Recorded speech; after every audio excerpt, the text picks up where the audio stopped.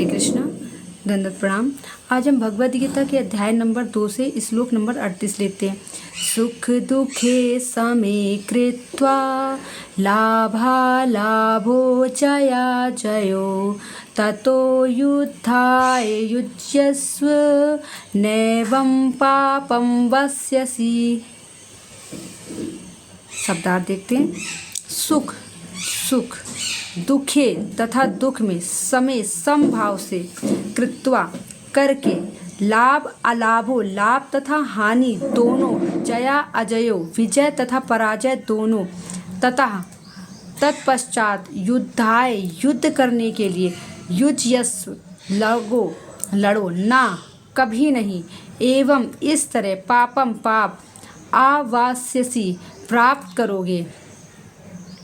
अन्वय तथा ऐसा होने पर सुख दुख लाभालाभो लाभ और हानि जया जयो चा एवं जय तथा पराजय को समय कृत्वा समान समझकर युद्धाय युद्ध के लिए युज्यस्व तैयार हो जाओ एवं इस प्रकार पापम ना अवस्यसि पाप का भागी नहीं होगे।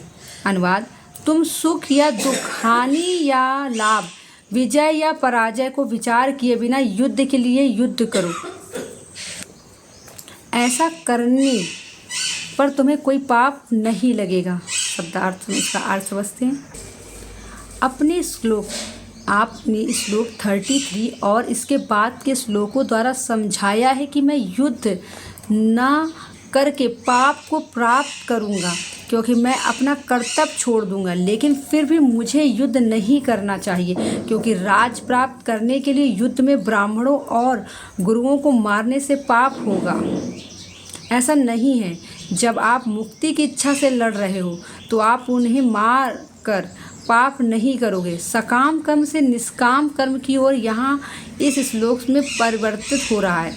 इसका उद्देश्य आत्मज्ञान या मुक्ति होता है, ऐसा इस श्लोक में वर्णन किया गया है। सम अर्थात समान होने का अर्थ और इस जगत में सभी परिस्थितियों में अपरिवर्तित रहना, सुख और उसके कारण लाभ में और उसकी हेतु से जो युद्ध विजय है उसमें राग को त्यागते हुए और दुख जिसका हेतु अलाभ है और इस अलाभ की हेतु पराजय है, इसके प्रति देश को त्यागते हुए और इस प्रकार निर्विकार चित्त से युद्ध करो। आप युद्ध में प्रवृत्त हो क्योंकि यह आपका कर्तव्य है। एक योद्धा के रूप में आप मुक्ति की इच्छा के कारण उन्हें मारने पर भी पाप को प्राप्त नहीं होंगे। जो भौतिक परिणामों की लालसा से लड़ता है वह पाप करता है, लेकिन जो सच्चा ज्ञान प्राप्त करना चाहता है वह पुरातन अर्जित अनंत पापों को नष्ट कर देता है। परिणाम की इच्छा के बिना कोई व्यक्ति युद्ध दान या अन्य कार्यों के लिए कैसे इच्छुक हो जाता है यह कठिन है। यह समझे कि आत्मा के अनंत आनंद के लिए राग की ही इसकी प्रेरणा है। जैसे राज्य के प्रति लगाव उस मूर्ख के लिए प्रेरणा है जो खुद को एक पहाड़ से फेंक देता है। इसका मतलब मानो किसी का राज छीन लिया जाए तो उस राज्य की आसक्ति के कारण वह पहाड़ से कूदकर प्राण भी त्याग देगा।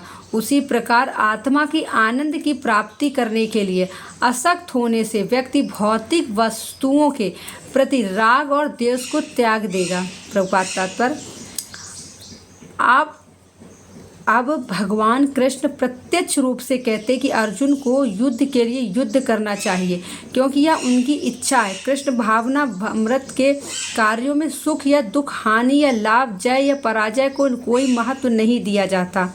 दिव्य चेतना तो यही होगी कि हर कार्य कृष्ण के निमित्त किया जाए, अतः भौतिक कार्यों का कोई बंधन फल नहीं होता।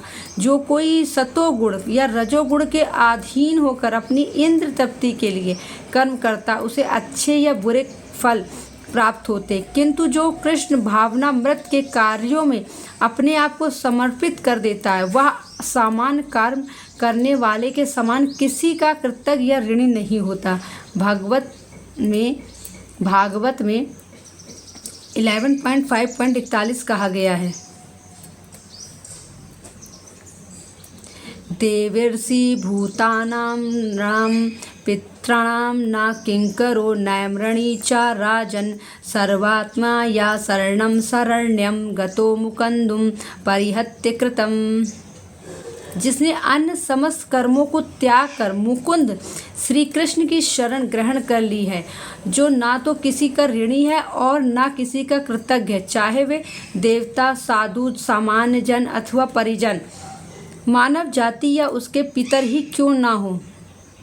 इस श्लोक में कृष्ण ने अर्जुन को अप्रत्यक्ष रूप से इसी का संकेत किया है। इसकी व्याख्या अगले श्लोकों में और भी स्पष्ट की जाएगी। हरे कृष्णा।